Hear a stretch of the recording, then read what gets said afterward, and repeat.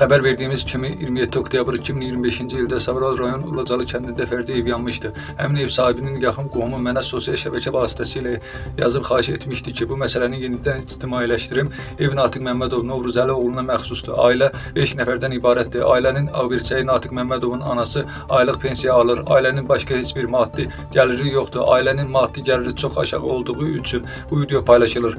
Sabirabad rayon cəmaatı Ulacalı kənd sakinlərindən və xeyrsevər insanlardan bu xeyir işə vəsilə olub evin təmir olunması üçün yardım kampaniyasına qoşulub, kimin nəyə gücü çatarsa maddi dəstək olsunlar. Bununla əlaqədar video paylaşımda kart hesabı var və ya əyani kömək olmaq istəyən olursa usta və sair işlər üçün Ulacalı kəndinə gedib ailə ilə həmsöhbət olub, əlindən gələn köməyi etsələr, bu Allah yanında xoşa gələn salih əməllərdən olar. Bu soyuq aylarda qarşıdan qış fəsli gəlir. Körpə balalara soyuqda maddi dəstək olmaq ən savab işlərdən biridir. Bu video paylaşımla əlaqədar şikayət və təklifi olanlar bu nömrə ilə əlaqə saxlasınlar. 070 365 43 89. Səsləndirdi video bloger Böcə Sabirabad Media gündəmi üçün.